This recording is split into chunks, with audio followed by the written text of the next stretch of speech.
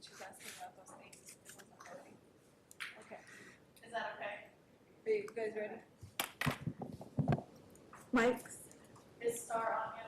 She is not. Can you just let me know when she is so I can know? Will do. I'll try to keep an eye on. Good afternoon, everyone. Welcome to the Saddle Mountain Unified School District Study Session, Wednesday, March 11th at 3 p.m. in the Centennial Boardroom. Let's get started. Do I need to say the board members before are present and Star is not currently? So adoption of the agenda. I make a motion we adopt the agenda as presented. I'll second it. Any discussion? All in favor, say aye. Aye. Aye. All those opposed, say nay. Motion passes.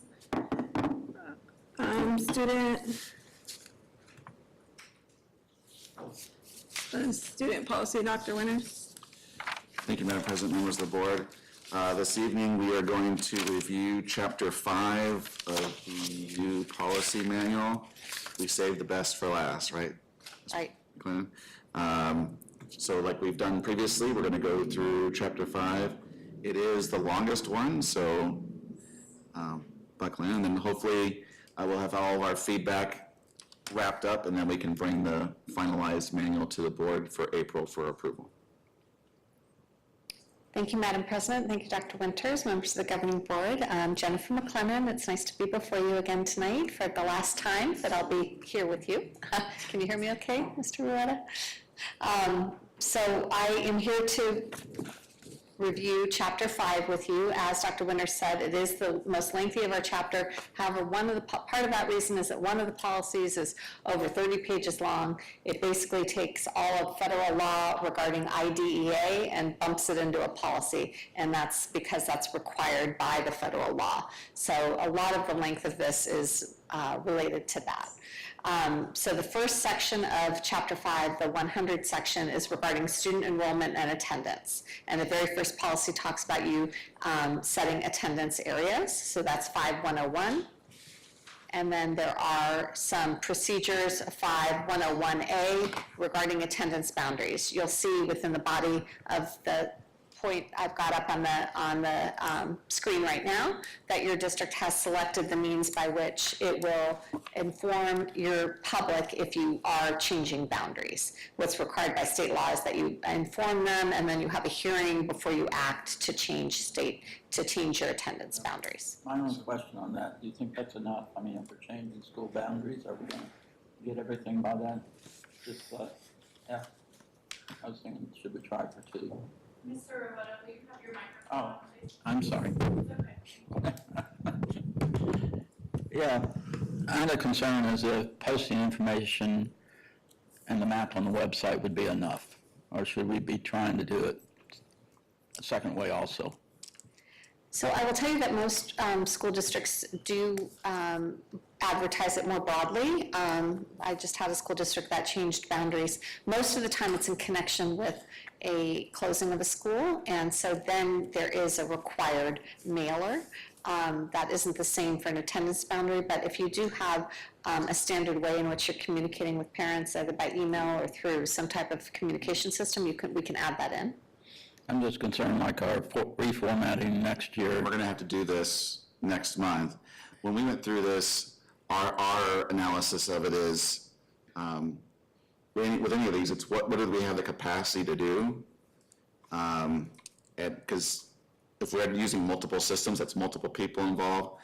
Our typical is we're going to post on the website. In this case, because we're changing, we would send it out, parent communication through the app. We would use multiple forms, but the minimum would be that we post on the website. Okay, so we're just limiting, I don't say that. We're not limiting this to this. This is the primary way we publish it, but there'll be lots of other communications, parent letters and everything else about it. Makes sense. Well, I had a comment on this too. So is all this being struck? Is that what? Mm-hmm. That's the proposal. But I kind of agree with what Paul's saying. It doesn't hurt for it to be there, and the ideas are right there. You pick and choose. Oh.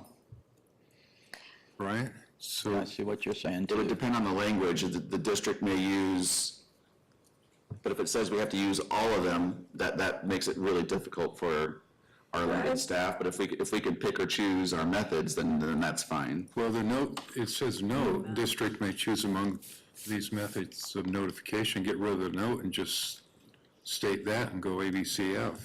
And Ms. McLean, was that more of a note to us to choose, or was that something that would stay in the policy? That's why I interpreted it. So it is a note that says that you can choose among, it's direction to you, but we certainly can include that language within the body of the policy. So Then- rather than the yeah. phrase notice will be given by, we would say the district, I think I would specify how you're going to give the notice. So rather than leaving it optional about how I would specify, so what I'm hearing from at least two members of the board is that you want it to be more than just posting information on the website. You want to send through the parent communication tool. And I think it would be reasonable to keep E, the posting of notice. Okay, so, Well, my comment would be, choose one or any or all of the following. okay, so what I'm proposing that the board do is to maintain the new version of F, maintain E, and then also add that it will be sent through the district's parent communication tool. Is that sufficient? That's not what I'm that's not what I saying. hear you saying either. That's not what I'm saying, Okay, what but do you want, what would you all want? just choose one of these methods, one or more of these methods. Right, and Well, so, she's saying that you have to say how you're going to do it, not give all the options and just pick one. Or two, or three. So, I'm suggesting that you pick two or three and then say the district will give, as the sentence above, right here, says the district will, notice will be given by, and then this is picking how you want to give notice. So I'm suggesting that you as a board pick the ways in which you want to give the notice. Your administrators recommended posting information in the map on the district's website. You're concerned about that. so you said E and F for sure, right? My suggestion would be to keep E and F and to add one that says, send out through the district's current parent communication tool. Well, So Done. modification of C, basically. Written Correct, notification to a the parents and modification of residents C. through communication, parent communications. Leave out A, D, B, D, the second set of A, B, C, D. Which is efficient and something we can do fairly easily. It's if we have to do 6 or 7 different ways, that's when it becomes burdensome for us, but I think parent communication tool, posting, and the website's something we can do. I know when we had spoke that, the communication, tool you wanted to use for emergencies though, so that people No. didn't, is that the one? No, yeah, but we limit that to the text message feature. We try to really limit the number of text messages we send so that it's just not crying wolf. So that's just a button you have to click. So the text would be primarily in the case of an emergency. So it wouldn't violate that idea. Okay. Thank you. Is that all right with you, Mr. Blackson? I know we're, This is the board wishes. okay. All right. Then moving on to the next policy, 5102 enrollment requirements. This is statutory. Legal requirements regarding enrollment and the statutory citations. And then you have a procedure regarding enrollment, again, statutory. This is, the age of admittance, first grade, high school students and age, admission requirements, what you determine to determine residency. This whole section is about what you would accept for residency. And then requirements regarding transfer students and the transfer of academic credit, mandatory admission upon payment of tuition by non-residents, which doesn't come up very often, discretionary admission without tuition, which also doesn't come up very often, students without a permanent residence, and then students in foster care. And Mr. Blackson, I'm going to fix this one site right here. We got one again, so I'll make sure that's updated. Page 9 site. Let's see. And so that's the policy. And then we have a second procedure. Actually, we have three procedures in this section, enrollment requirements. This is the vision screening requirement that is required by the Arizona Department of Health Services, and a parent's ability to opt out. Then you have a reading deficiency screening, also required under state law. And so those are the policies on enrollment. Any questions, concerns, additions, subtractions? All right, I'll move on. 5103 is about compulsory attendance and excuse from student attendance. So this is, again, dictated by state law. This is basically your truancy laws. And it goes through that you may be excused from attendance and then what provisions. It does have a provision about school closure when the Arizona Department of Education is entitled to close schools, and that affects your funding, your ADM, religious instruction, and then notification by a parent of when their student is going to miss, obligations about your obligation to notify parents if students are absent, and the statement that the district and the staff are not liable for failing to notify. Questions on that? All right. 5104 is homebound or hospitalized students and students with chronic illness or chronic health problems. This is also statutory. There's a definition of homebound or hospitalized students, which comes straight from state law. They have to be certified by a physician that they're going to be unable to attend. And so then you can provide them with instruction at home. And so this process is, again, specialized and under state law. And then we have a procedure that governs the certification process for certifying that a student needs to be hospitalized, talks about that they have to be certified that they will be absent for, by a healthcare professional, how you would account for that, that you would renew that on a yearly basis if needed, and that they have to be educated pursuant to an instructional plan, and what that instructional plan has to contain.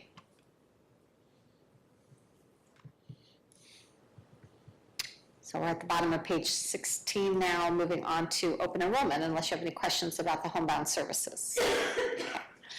All right, 5105 is your open enrollment statute and your open enrollment policy.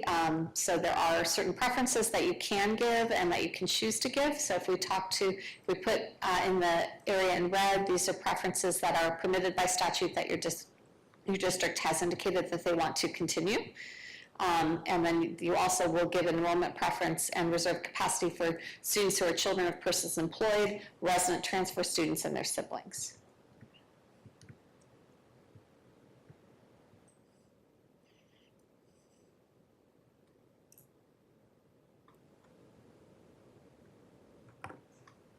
And then 5105 is your open enrollment process.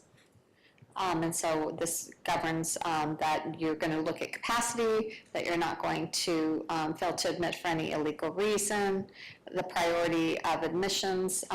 You do need to make a selection here about how you would, on the bottom of page 19, how you would select if there's a tie, whether you would do it on a first come, first serve or by lottery. How do you all do that now? First come, first serve right now. Okay. So we'll select that.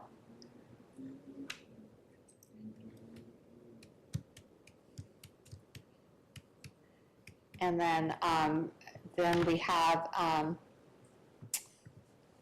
information regarding transportation when you're required by law to do that. Any questions on your open enrollment policy?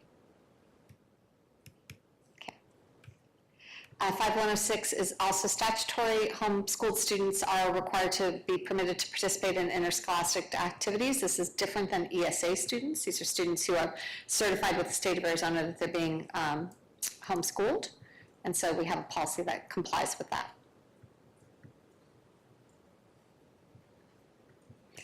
We have an optional policy that your district doesn't currently have, the 5107 Purple Star program, so that's omitted. Any questions on that section 1? Okay, going to move on then to section 5200, which is about curriculum and instruction. So the first one is 5201, patriotic exercises and observance days. So discussions of the U.S. flag, the U.S. Constitution and Bill of Rights, a period of silence, and the Declaration of Independence.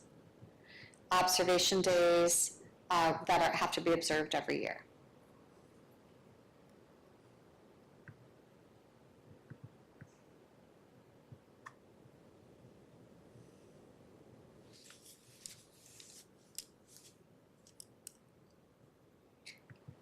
And then now we're going into the requirements related to educating students with disabilities. So one of these is regarding Section 504 of the Rehabilitation Act, and one is regarding IDEA. The first policy, 5202, is regarding educating students who require a 504 plan.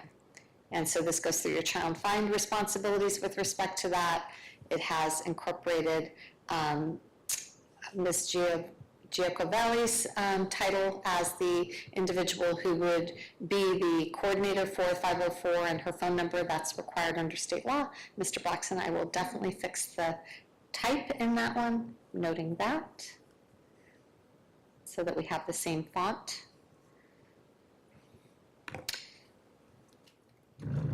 And then we have a grievance procedure that starts. Any questions? So this is the grievance procedure. This is specialized for you all because you all have had a chart that you wanted to have included. I will make sure that this chart doesn't reference this IHBA right there. So it will need to reference the policy 502. So, because that's your old policy? No, I'm confused. That IHBA is the ASBA Exactly, policy. right. So I will make sure that these don't Oh, have, so that's just a placer for you. Okay. correct, That's not going to be in the policy. Okay. correct. So why is it blue? It is just when it was carried over, so the titles, if you look, the titles in this are a different color right here. As an example, this is just, when it got carried over, it became, they were trying to differentiate it as the title of the policy. So the paragraph is blue because that's the title to, Right. This portion will be omitted. This portion that I've highlighted up there will omit. So it would just be the procedure. okay. And then if you go on down to the paragraph below the, where it says child find, you went too far, Okay?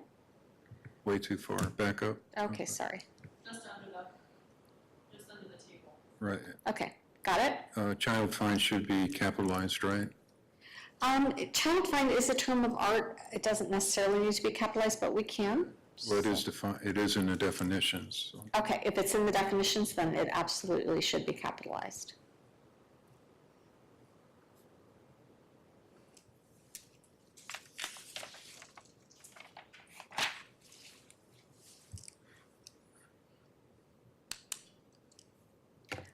Okay, and then this again goes through your referral, your procedures, the evaluation procedures for 504 placement procedures. So this is what the district will do when it is considering options for students with disabilities. And the educational services.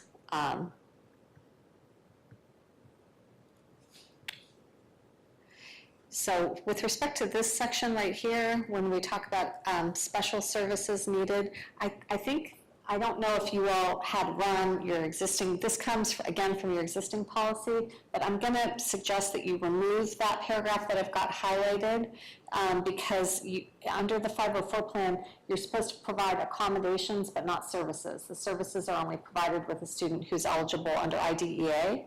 So I am going to make that suggestion. So then does E, education services, become E, accommodations under 504? We will change the title of it, but I would not refer to services because that's a term of art under IDEA. Okay.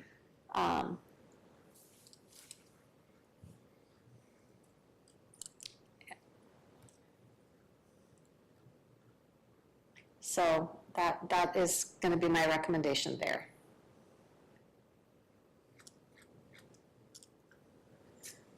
Is that all right? That makes sense. Okay. And then this goes through progress monitoring, non-academic and extracurricular opportunities, and the procedural safeguards and grievance procedures regarding Section 504. Any questions? Okay, then we will move on to our Big Daddy. This is 5203, Students with Disabilities in Education. As I mentioned, this is about 30 pages long. So it is entirely statutory. Goes through child find obligations with respect to the students, your requirement to find any student who is in need of special education from age 3 till 21. Then it goes through your parental consent requirements for both the initial evaluation and seeking informed consent to provide services and the parent's ability to revoke. And it goes through evaluation and eligibility, initial evaluations and then reevaluations. Goes through your procedures for evaluating, additional evaluation requirements, with the different disability categories that are in state and federal law, determination of eligibility, observations. This is an area in which the district did make a selection, so I'll pause here. So you have the ability under federal law and state law to have some local choice about how you identify students with specific learning disabilities, and your district has determined that you've chosen the most broad way, so we'll incorporate that option 3. And then we go through the existence of specific learning disabilities, observation about that category of eligibility. Now we're moving into more general, what a free appropriate public education is, the powers of the governing board to establish policies, what assistive technology is, extended school year, and those requirements, non-academic services, PE, program options. On page 44, Yes, sir, hang tight. the physical education, item 2, Yep, it says we are currently not offering PE and on through, so that needs to come out, or? why don't we say if offered, so. And that goes on music or therapy, art therapy? Right. And a similar, on J, at the bottom of the page, a similar comment. Okay, so I'm gonna put the language if, comma, if offered. And then similarly on J, program options. Okay.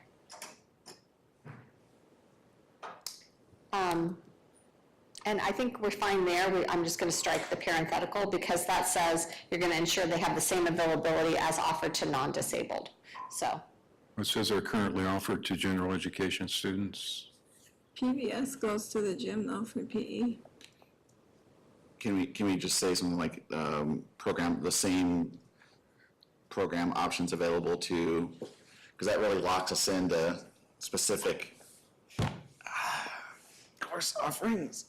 Do you know what I'm saying? Because I'd rather have to be more broad than real, because we could potentially have to change that every year based upon the course offerings that are available. Why don't we just use the same if offered language? Okay. Well, it says available to non-disabled children, right? Right, So if we don't offer it Right. to non-disabled, we don't have to offer it to disabled. Right. correct. Okay. If I. So I would look at your physical education requirements and do what you can there. Moving on to anything else on 44? Okay.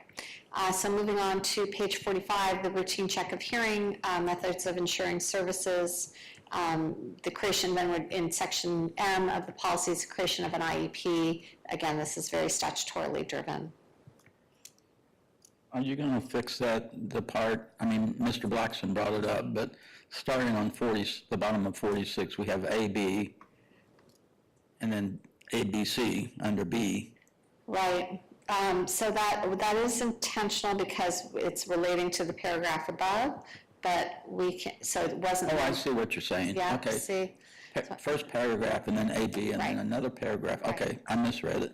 that's all right. Okay. It's, this is mother load of a policy, so okay. I have reformatted this specific policy a number of times Okay. myself to try to make it a little more readable. It just isn't, so. I think where the page break is what threw me, so. Yeah. okay. It goes through who needs to be on the IEP team on page 47 and 48, and then the obligations regarding parent participation, including them as a full member of the IEP team.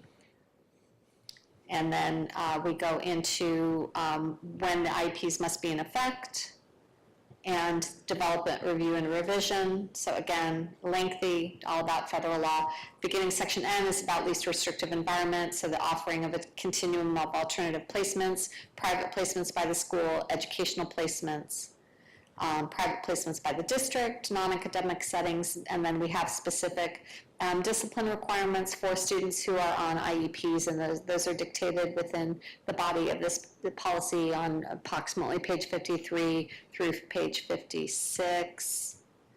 And then we have protections beginning on page 56 for students who are not deemed to be special education eligible, but you acknowledge that they could be. So we have page 57 discusses the requirements regarding law enforcement, and then change of placements because of disciplinary removal, and then it ends with procedure regarding records. Any questions on that lengthy policy? So again, it's all those statutory sites, basically incorporating them into one body. And that was drafted by Heather Pearson at Udall-Shumway. She's well known for being sort of a state-known expert in this area. And then we have, any questions about that? I know that's a big one.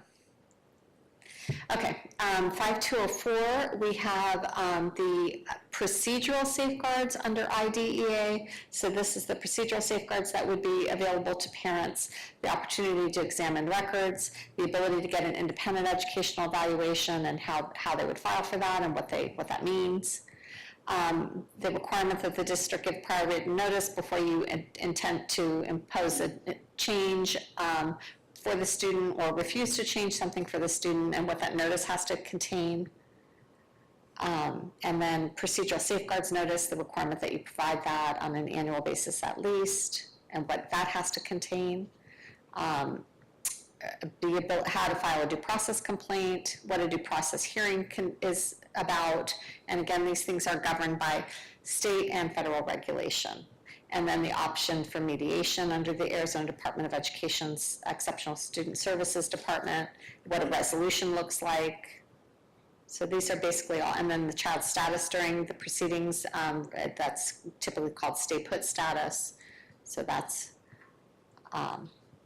requirements, what your obligations for addressing surrogate parents, a transfer of rights when the child reaches the age of majority, the authority of district personnel to remove,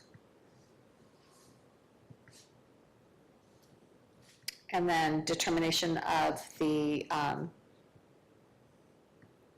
stay put placement and appeal rights on that, placement during appeals. And then you've got, again, a reference to the referral to law enforcement and judicial authorities, what a change of placement looks like because of disciplinary removals. Questions on those procedural safeguards? All right, 5205 is your gifted education program and services. So you are required under state law to provide gifted education and services to gifted students, and this just mirrors your statutory responsibilities.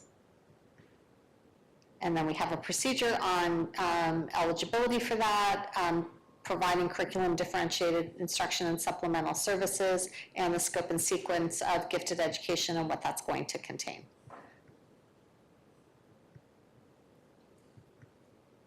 Questions on gifted?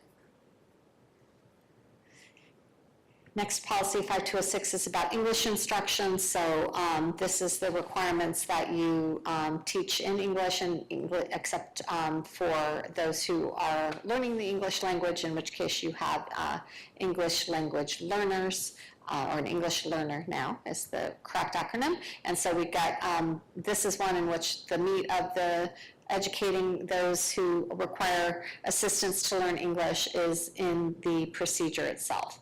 So it discusses sheltered English immersion classes, compensatory education, English language development, what those programs mean, what the structured English instruction models developed by the state board, how you would identify a student, how you would make sure that students are making progress and are reassessed for reclassification, the ability to teach in bilingual, prerequisite for parent exceptions, so parents can file exceptions, so waivers, and what that looks like, and then your ability to deny a waiver or how long a waiver is good for.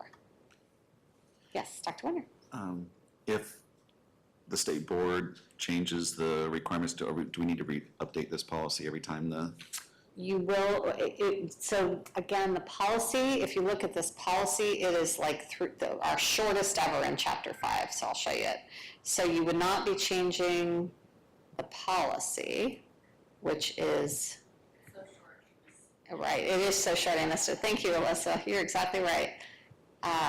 Look, I missed it again. Oh. It's right here. Oh, okay. District shall be taught English in English language classrooms unless the student meets the exceptions But we outlined in changed the statute. procedure as Boom, needed. right. So we did that, that was done on purpose because this is an area of flux, and so you would be changing the procedures, which again requires the board to be notified but doesn't require board action. Questions regarding ELL instruction?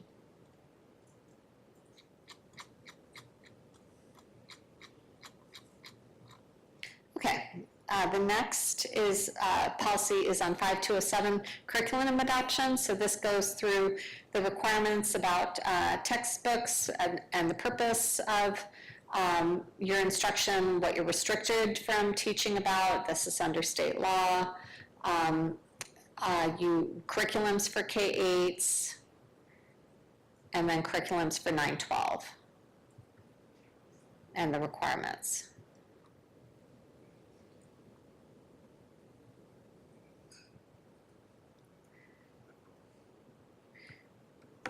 And the requirements to have that curriculum available for at least 60 days prior to adoption. Questions on curriculum? Do we do that? I've never, Madam President, members of the board, if the need arose, we would certainly follow that. In my time here, we have not. Ms. Jacob, do you remember the district going through that adoption, like when our K-3 reading program was adopted? I can't speak to that, so. oh, Yeah, we went through the full adoption process. There was a committee, they met regularly, there's all they have to have an average, then all the materials for so many days, and there was multiple meetings to determine,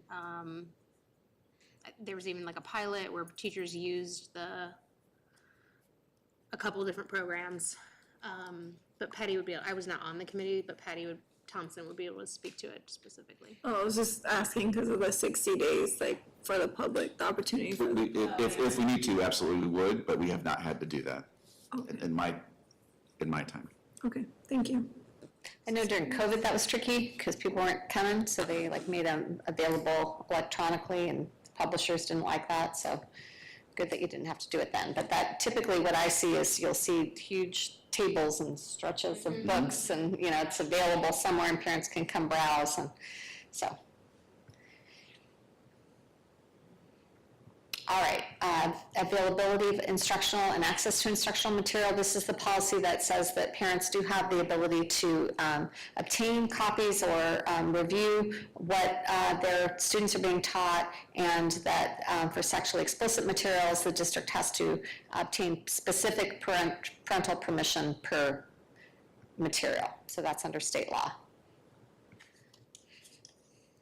Policy 5209 is about school libraries, medias, and resource centers, just that you can have them and access to them, and requirements under state law regarding publishing lists if you have a librarian. And then Section 510 is about special interest material, and so this is regarding if you have a sectarian, partisan, or non-denominational characteristics, you have to exclude those under state law, but you're allowed to teach about religious material in the context of certain coursework. And then 5 to 11 is regarding class size, so just that you're going to provide adequate staffing and maintain student-teacher ratios. And then this is been edited for what you all do now.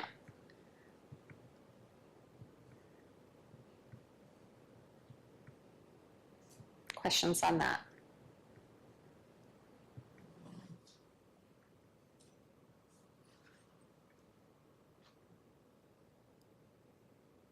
Okay, so we'll move on to section 5, policy 512, which is about student clubs and activities. Non-curricular activities is a strange word for that you permit clubs, basically. That's what that's talking about, student clubs.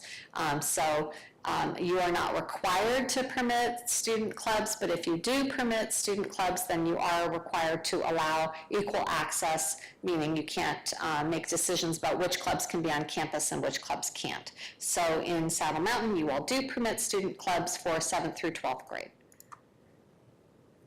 And then the procedure defines those student groups, what an extracurricular club is, what non-instructional time is, and governs what those extracurricular student groups have to have.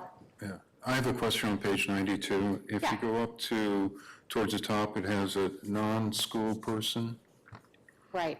It says means any individual or group whose funding or leadership originates from anywhere other than the district.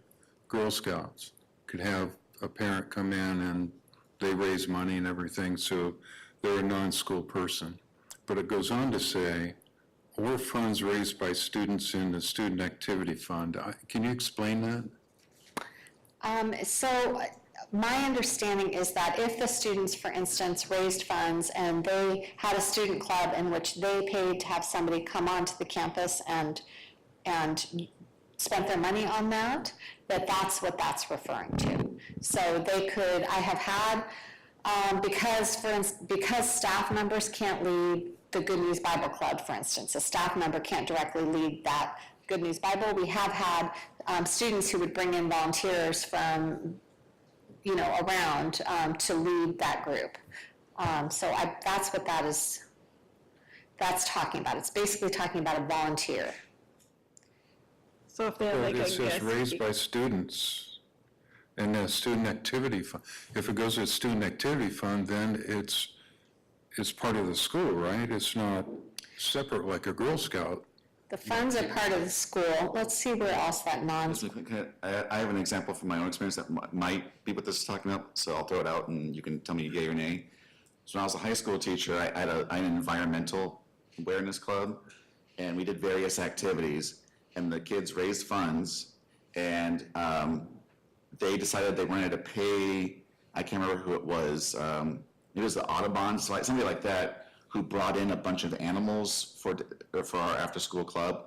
Remember, they had like the hawk on the sleeve, and so they paid that person, I can't remember the amount of money, this was like 1999 or 2000, so to basically be a guest speaker for the club. Is that fall under that? That's exactly what it's talking about. And I've gotten, Ms. Rockman, I've put the paragraph that discusses this participation of outside groups. So in my mind, Girl Scouts is different because the Girl Scouts are probably renting your facilities to hold their meetings of their club. That's different than you have, what was the example, Dr. Winters? An environmental. Environmental club, the kids want to bring in an expert, they pay to have that expert brought in, then this non-school persons this would govern the conduct of that volunteer and or minimally paid individual, that they couldn't directly control or regularly attend, they can't select the student leadership, the principal can place regulations on them. But this is a definition of a non-school person, not how funds are being used. Correct, and so your concern is that the funds make them a school person, and I don't think that they do, because I think that the USFRs will permit the students to pay for that expert to come in. But we can remove this. No, actually, language.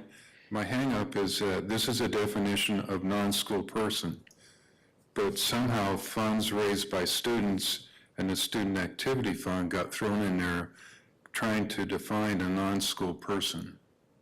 And I understand, I think that it's in there because of the example that Dr. Winters gave, where they would pay for somebody and that doesn't make them a district employee. I think that's what it's trying to accept, but why don't we just take this language out? All right. We'll just take that language out.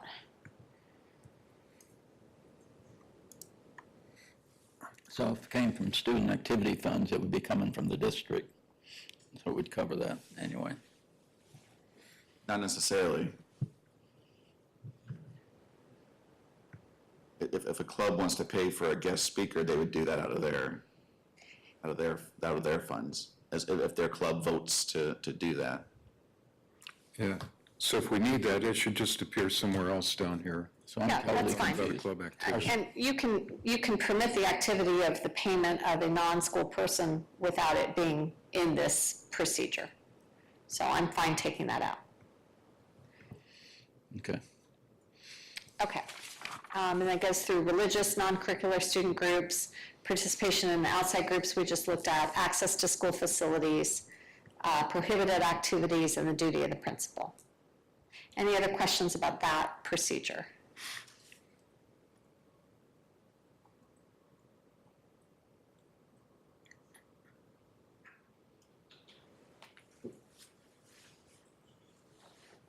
Okay, so the next is the Student Activities Fund that discusses that where the funds are going to be deposited, compliance with the USFRs. So at the top of that page, just to clarify the paragraph, all funds in the student activities, Yes, so those are all through the USFR.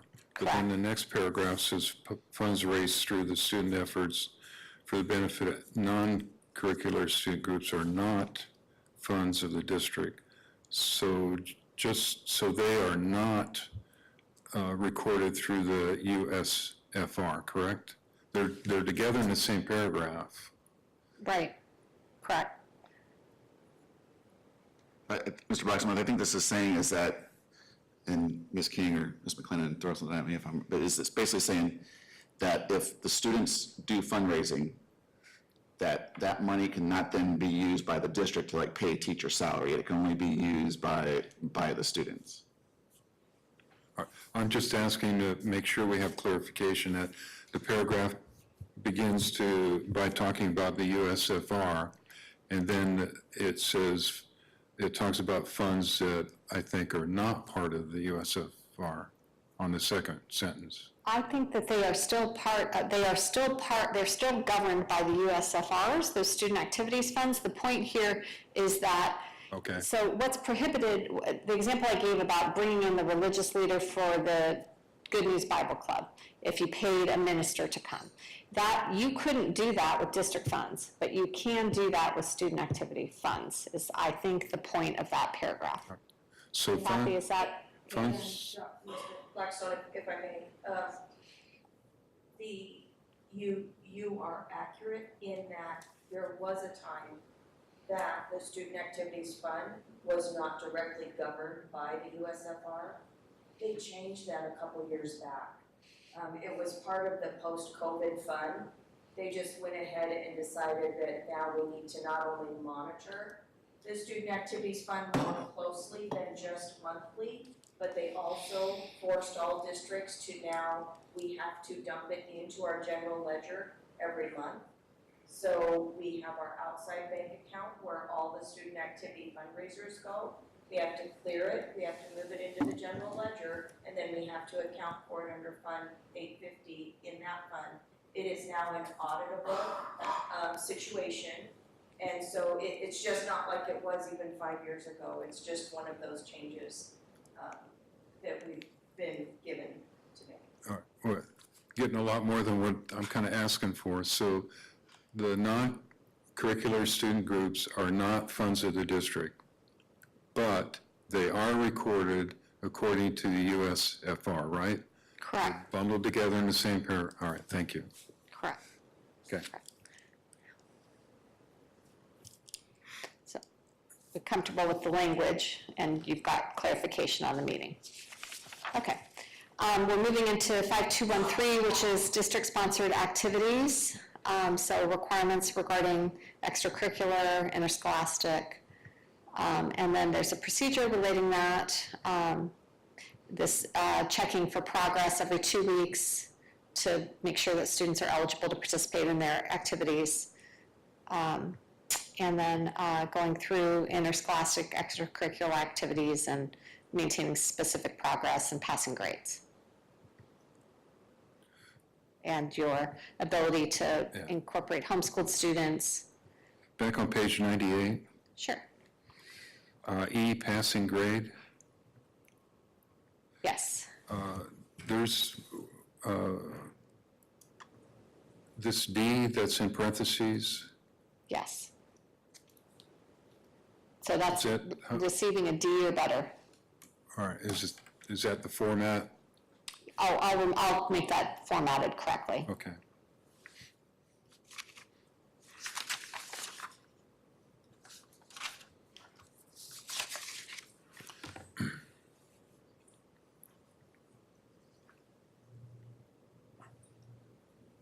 And then 5214, the course activities and program fees.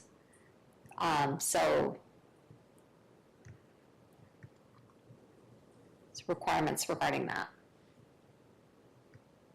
5215 is about your ability to charge for loss and damage deposits, deposit waivers, costs of damage, and lost textbooks. Then we're going into 4216 is a different topic. Now we're talking about promotion and retention of students. So the district administration is recommending that you would not review the decisions of teachers with respect to failing or passing individual classes. You have a choice about that? Hearing no objection to that, we'll move on to 52106.01. This is regarding assessments, that you're going to provide assessments. And 5216.A is the procedure regarding, and that is in the wrong place, but I'll put it in the right place. So this is the procedure. Let me make a note real quick.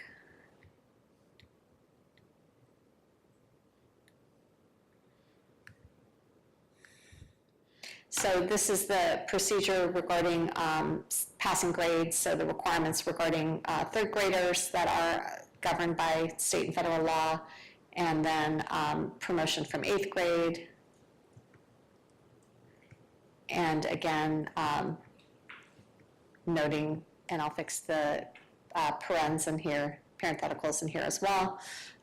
Mid-year promotion of students, and then for high school, what's required in terms of the passing grades. And then it goes through requisite instruction and the ability to appeal, so.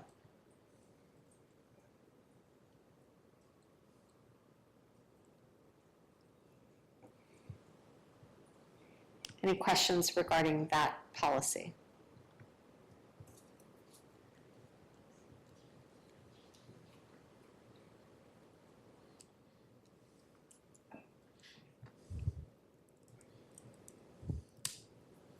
Okay, then moving on to 5217, graduation. These are the requirements regarding credits that they would have to earn.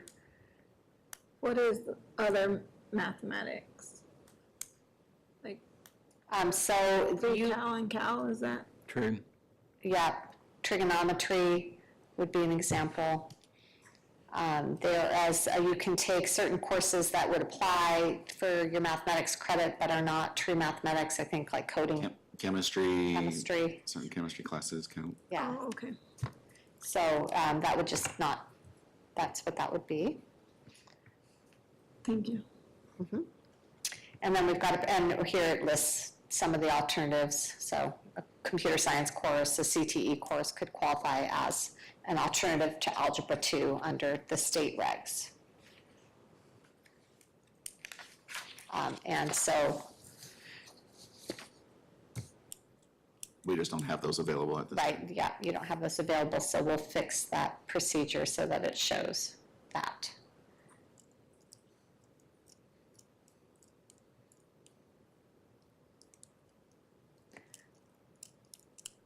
And then you have alternative demonstrations of competency,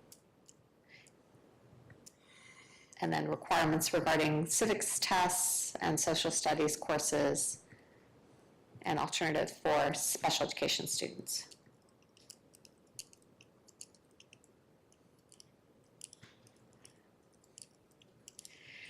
Five 5217 is a procedure regarding transferring credits for graduation and what you're required to do when you take credit from an accredited school or a foreign and non-accredited school, and the completion of high school credit prior to 9th grade, and then the ability to provide a competency exam if you chose. And then 5217 is a procedure related to foster care students, and this is governed by state law and regulation. So making sure that you're accepting academic credit for those who are in foster care and creating a graduation plan for them if they come in your schools. Questions on that?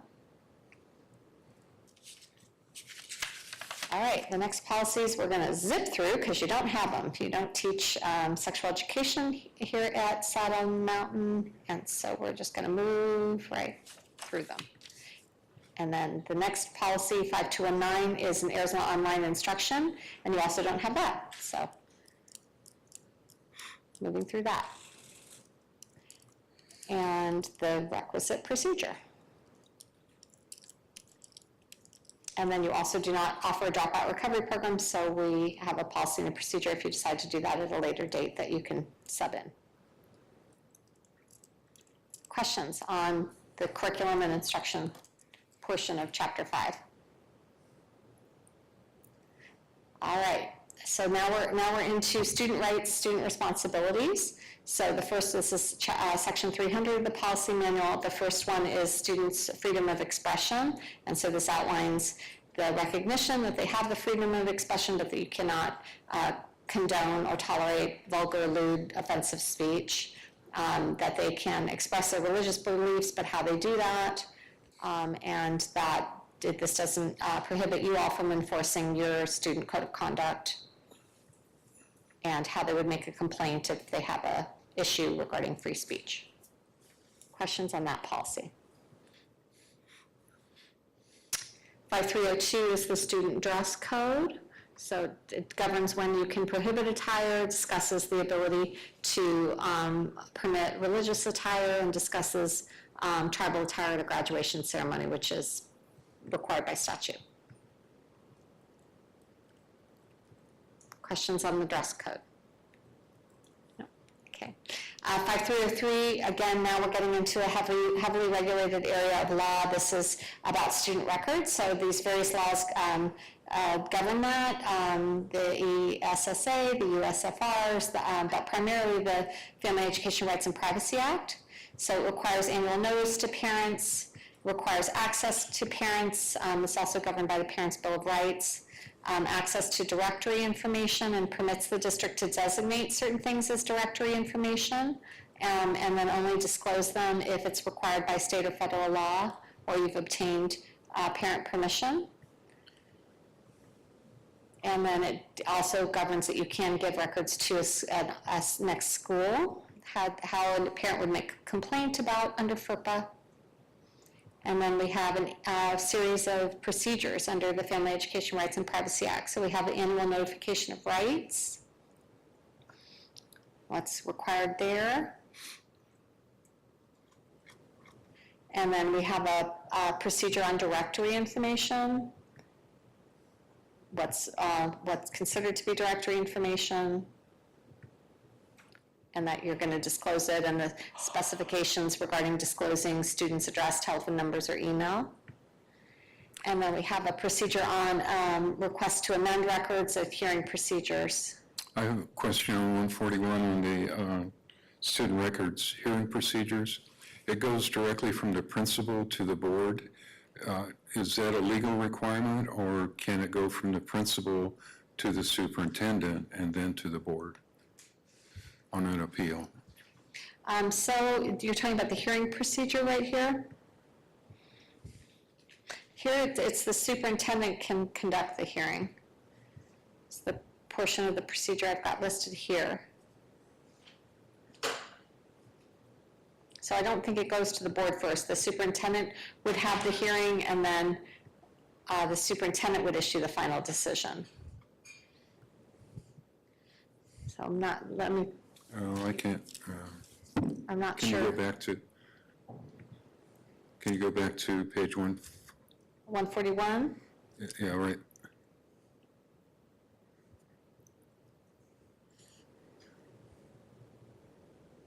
So the process is they, So if the school principal doesn't decide, then what's it saying?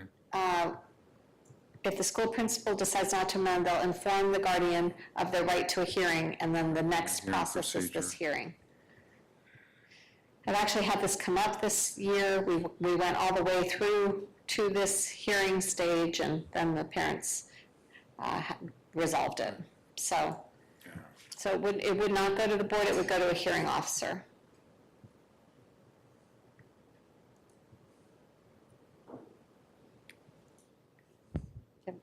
I'll go back and pull up the document. I can't, Can't find where you're So- talking, what your note so- said?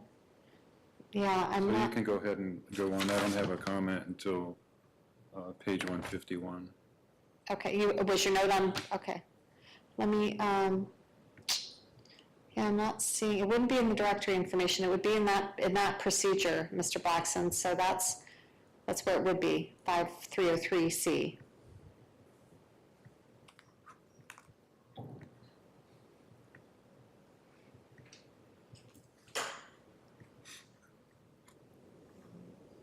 I'm not seeing the board's involvement. All right, we'll go on, and if you find it, let me know and I'll come back, Yep. okay? 5303D is about student records for foster care, just outlines the requirements of the state law.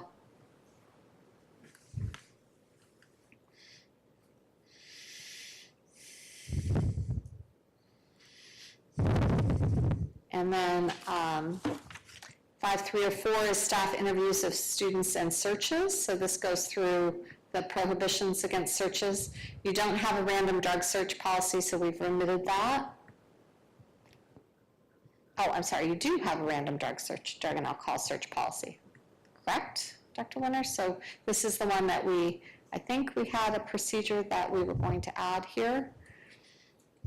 But I will look and make sure that we've got that in this if we are going to have that. To my knowledge, we've never tested any students, right? For alcohol or drugs?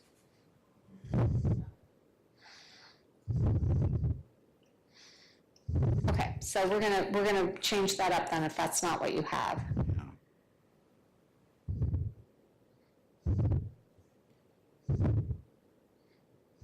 I think that we just selected I think the administration just selected the wrong thing there. So we'll Okay. change that so that it would actually be the next paragraph, this paragraph right here, that would be removed, Okay.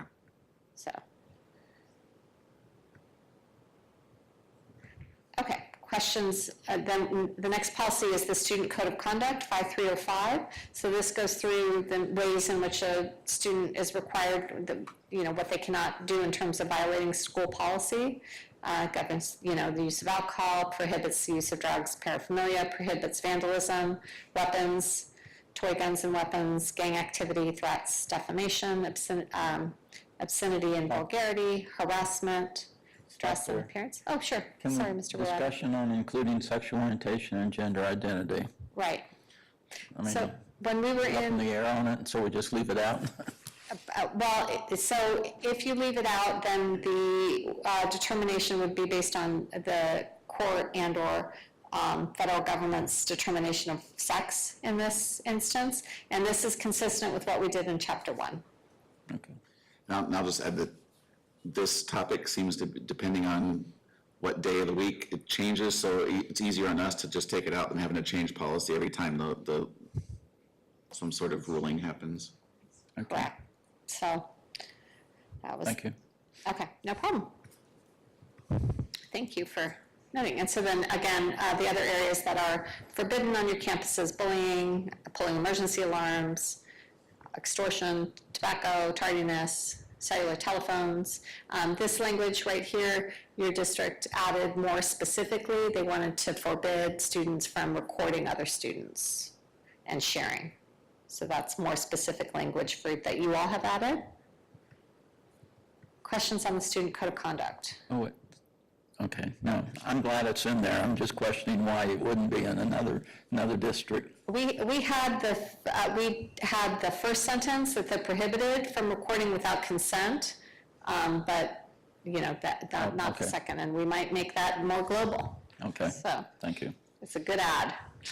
5305 is restrictions on the use of cellular telephones. This came about because of the legislation from last year. So it governs the permitted uses, contact with parents, and then the restrictions for K-8 differ than the restrictions for 912. So I have a question on this. The passing period, students may use their wireless communication devices to quickly check messages between classes. That's in the law? No, that's a choice. I'm wondering if the board wants to have that available. It seems like it could cause kids to be late to classes or congestion in the hallways, or I don't know. Is there any issues with it now? Yep.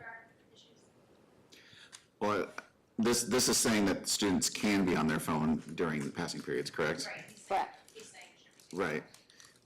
I think the issue we've had is trying to monitor that and discipline students for every time they get their phone out in the hallway is gonna be an incredibly arduous task.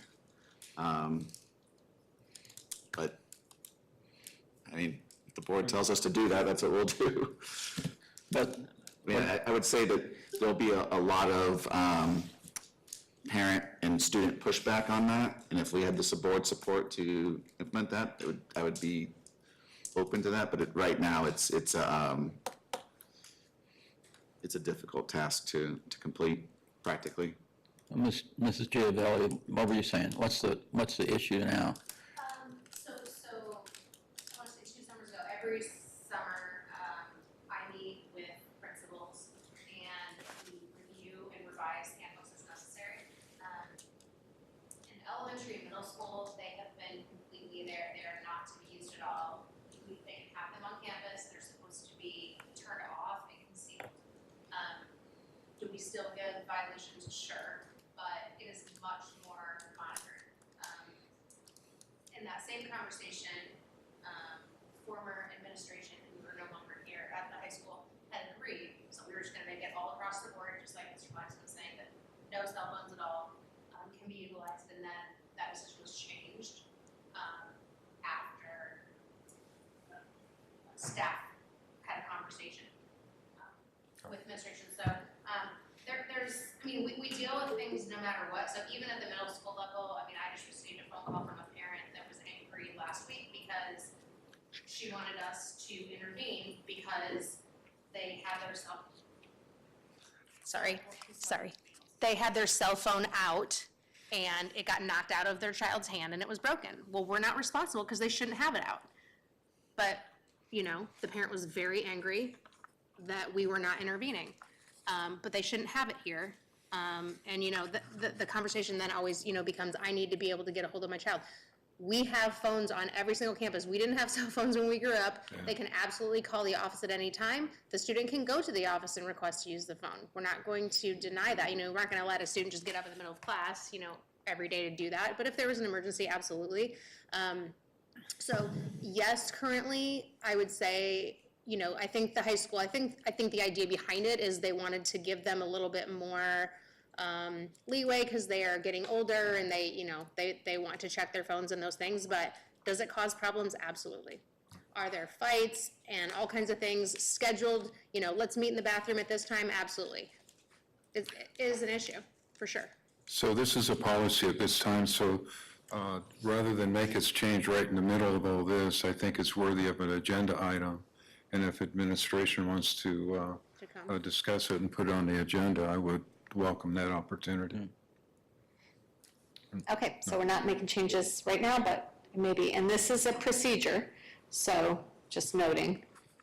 Oh, So okay. it can be changed more easily. Procedure, oh. I definitely think it's worth a discussion because the board would need to be prepared to deal with the backlash from it. And if that's what we're willing to do, I think we're all on board with that. But there will be considerable, so I'm happy we could certainly have a discussion about that. And Just Mr. between Bolden. classes, that's all. Well, and their focus should be on getting to class and doing their classwork, not their phones, and updating Instagram, so. And students going to the restrooms in between. And fighting and stuff. Recording going on, there's photographs going up, there's lots. Thanks. All right, well, we'll keep this in here for now, and I'll wait to be told what you all do in that study session, so. Hopefully you can fix the woes, right? But I understand the tensions between having an away all day policy at the high school level and the pushback that you might get. So hopefully you all can come up with a compromise that'll work with your community. Ms. Marcet, I don't know if there's a way, can you hear Ms. McLennan? No. Can you report, can you translate or say the important stuff without everything else? Like, tell me what we're talking about and what's going on.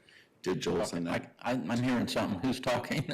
It's Ms. Marcet who's on that I team. didn't realize she was on there. Okay. Ms. Marcet, it would be helpful if you went to the YouTube live, you can watch the live stream, you could hear it that way. That would be the easiest way to make it happen. There's a few second delay, but that would be the best way to go. And then mute yourself so we don't hear us through okay? Okay, moving on to 5306, this is regarding student discipline. So this is again statutory definitions of threatening an institution, firearms, corporal punishment, expulsion, suspension, what student discipline means, the ability of a teacher to remove a student from the classroom, and what that process is under state law, and then going through the suspension and expulsion of students, and your ability to do that under state law, and the requirements to hold a suspension or expulsion hearing. This applies to any suspension greater than 10 days under state law, and what the student's defenses would be to violations of your student code of conduct, your ability to refuse to admit a student who's been expelled somewhere else, to operate an alternative to suspension program, and how 504 and IDA factors into that, that you don't permit corporal punishment, and that you are going to be required to annually report to ADE. Ms. McLennan, can you go up just a second? Sure. Should that title and chapter be capitalized there under annual reporting? Title 13? Yes, That'll, capitalized title. I apologize for not catching that Oh, earlier. no problem.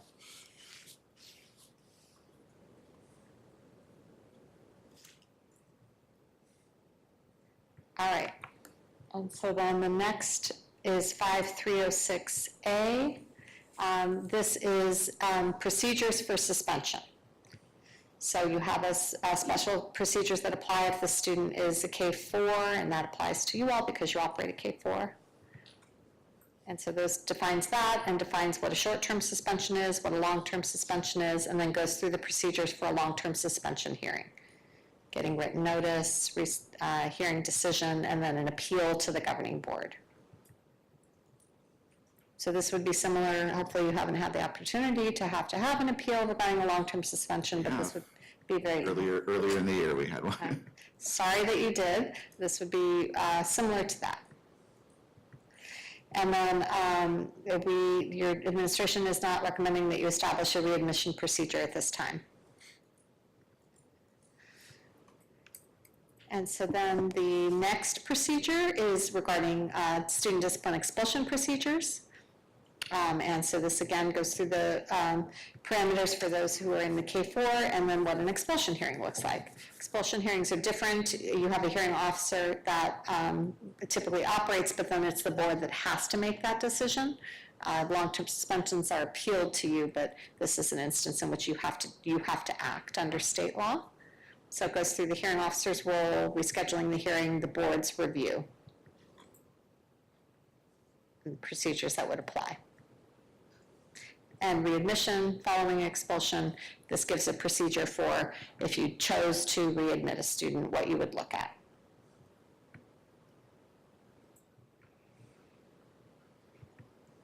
But your decision on that is final. Questions on the student discipline?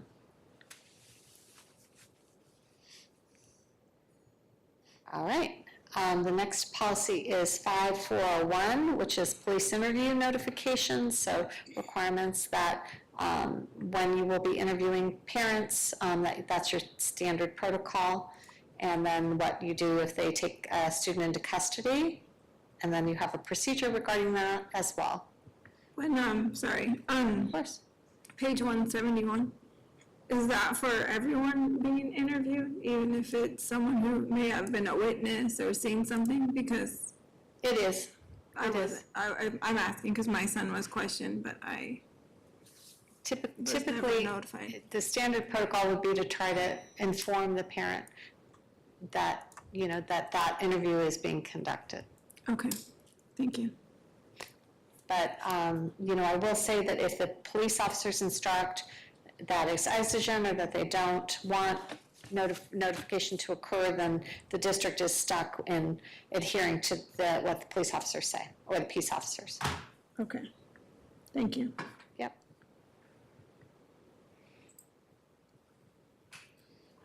And so this goes through these requirements for if a peace officer is on the campus trying to interview.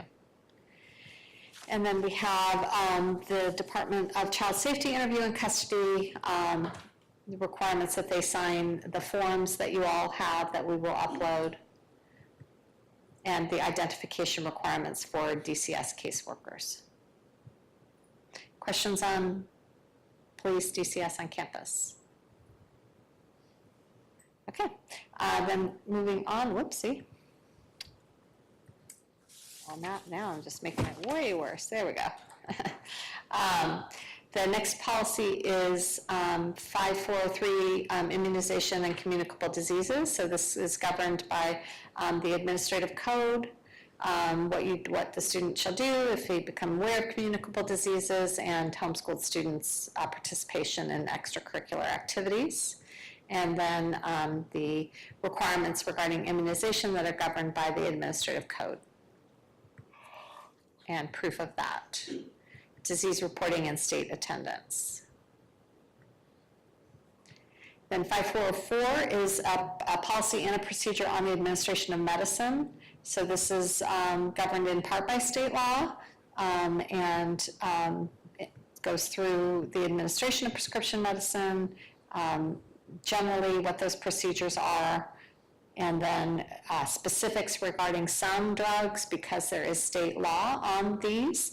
So the administration of epinephrine, the administration of, and students' ability to carry epinephrine devices to administer epinephrine, used to be called an EpiPen, now there's a nasal spray that they can use as well. So the law was actually changed recently to address that. And then the ability regarding inhalers, to use of inhalers, what to do when respiratory distress is occurring, the procedures for administration of those. So these are generally going to be administered by your health staff. Self-administration for breathing disorders. Standing orders for that, for the use of inhalers. Then you have a section on diabetes management medical plan, and the emergency administration of insulin, self-administration.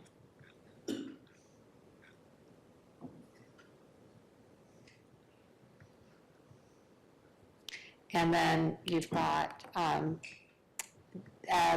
regarding seizure management and treatment plans, so the requirement that the seizure management plan be submitted. This was clarified by your staff. Immunity for good faith implementation of that and the training requirements. And then naloxone, which is Narcan, so your ability to have that on your campuses. And then we have a section on over-the-counter medicine and how to, what the administration requirements are for that. Questions on any of that? Can I ask a question? Sure. So, and I don't know if there's another section for this, but that seizure disorder, does that include, or any of this, does that include staff and teachers?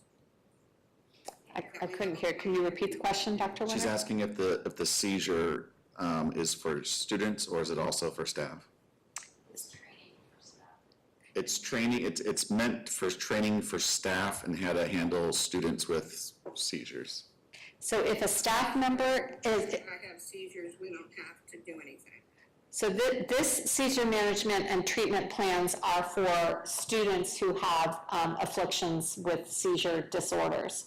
If a staff member has an affliction with a seizure disorder, the district would go through an ADA accommodation plan, which is covered by a policy in Chapter 4. What about a board member who has a seizure? That's what she's asking about. If a board member has a seizure plan, then you're looking at, it's basically, board members are volunteers, right? Y'all don't get paid for this good work, unfortunately. So it would be looking at accommodating an individual with a seizure at your, in your space, in your facilities. Would Chapter 4 be a good place to kind of go to for guidance in that, So it depends on who you're talking about. Ms. Marcette? Yeah. So it depends on how, if there are specific accommodations that any volunteer needs to be present on your campus, they can inform you and we can go through a process like that. So same if you had an individual with a mobility impairment. Did we able to hear that, Ms. Marcette? Yeah, now that they quit talking in the background. At your place or ours? Because no one's talking here. Oh, no, not at my place. I'm not sure what you're, No, I don't know either, but, okay. All As right. long as you can hear. okay, yeah, I heard her. Okay. Thank you. You're welcome. Then 5404A is a procedure regarding the administration of medicine. So this goes through some more specifics on each of the categories that we talked about. The administration of epinephrine. So again, what you have to write down, the administration of inhalers, the administration of diabetes management, and the administration of a diabetes care, the administration of naloxone, and over-the-counter medicines. Questions on any of that? All right, then the next policy is 5405, drug and alcohol prevention. So this would address forbidding drug and alcohol and also providing instruction on the nature and harmful effects of alcohol, tobacco, narcotics, marijuana, date rape drugs.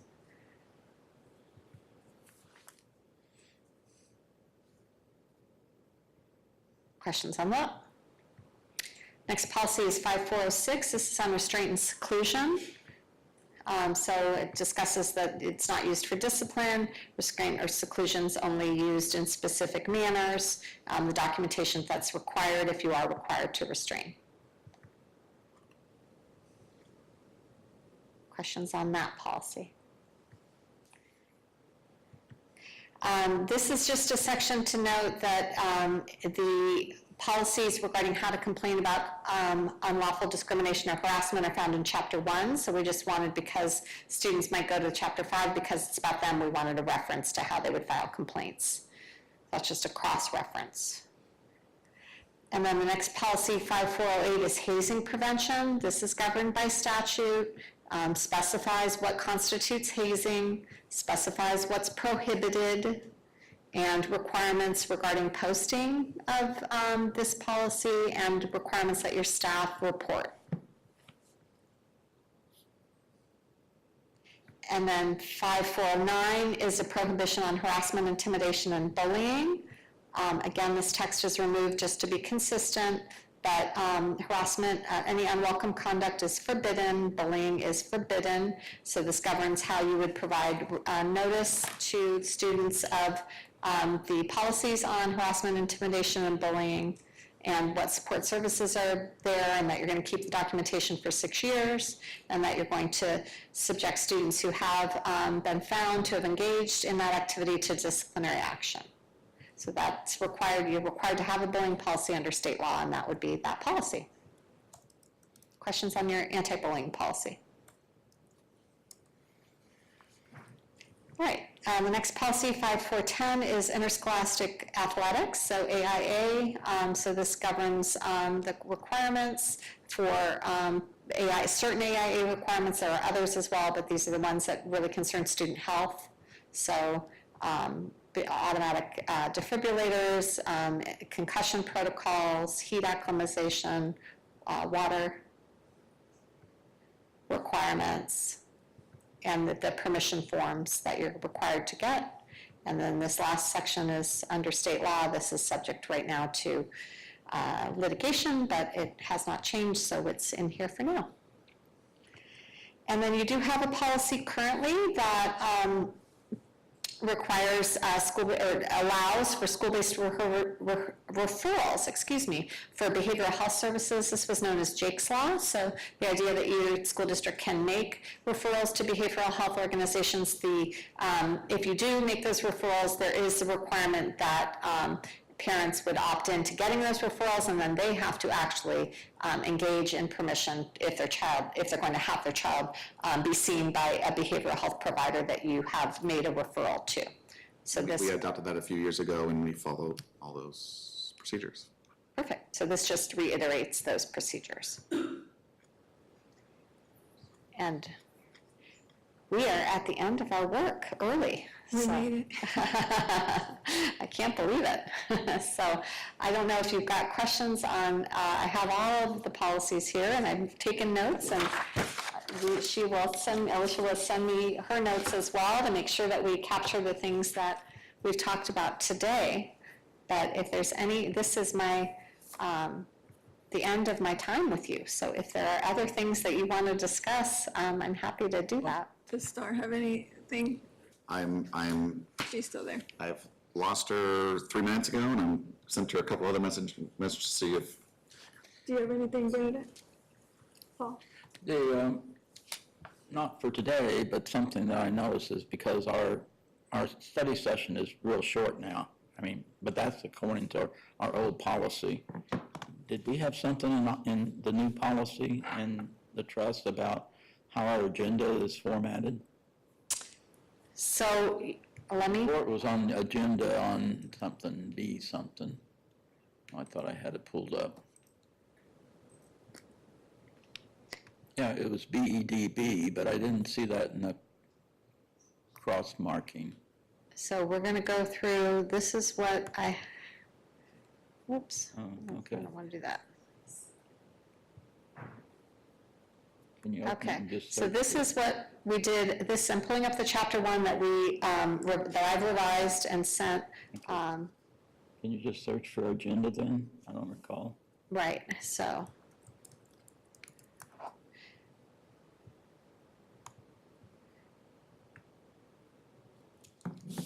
That's the So this was request. the language that we added regarding agendas. There isn't anything specific on, Okay. I mean, so it's not required. yeah, so Okay. we have, hold on.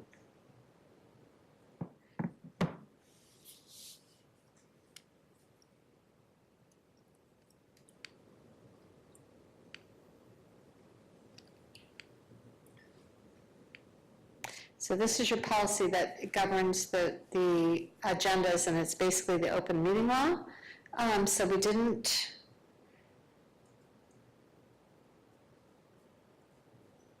add anything at the top of it regarding, Okay, that's fine. I just thought that was required somewhere in law and statute, but apparently not. so specifically, what are you worried about being required? What, having a study session, or having the length, having it be limited to one topic, or? Yeah, the other one was basically, it lists that we'd call the order, adoption agenda, pledge allegiance, board minutes. Got it. You're not required to specify how you're going to specifically outline your procedures, so, That's good. yeah. Ms. Marcette, we're wrapping up chapter 5. Did you have other questions you'd like to ask before we wrap up? Can you hear me? I can hear you. Okay, good. No, I kind of got lost, so. Okay.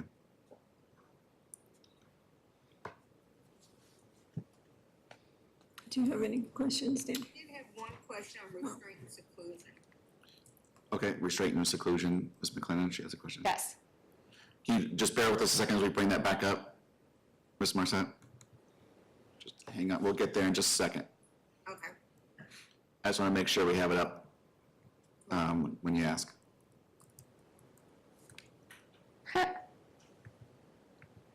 I'm not gonna find that, because I can't You gotta spell spell. it right, there you go. All right, it's up. Okay, go ahead.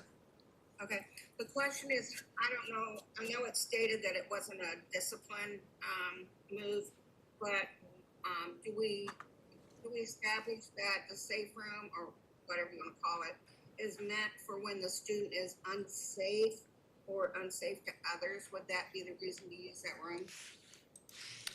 So, Dr. Winters, I think I can repeat the question. I think I heard it. So I heard Ms. Marcette say that we have in here that restraints not to be used for discipline. Shouldn't we only be using it if it's unsafe? Is that correct? Correct. And so this portion of the policy that I've got pulled up here specifically says that you can only use restraint if both of the following apply: the student's behavior is an imminent danger of bodily harm to the student and others, and less restrictive interactions haven't mitigated. It's on page 197, Ms. Marcette. I think it says exactly what you were asking. Okay, I see it.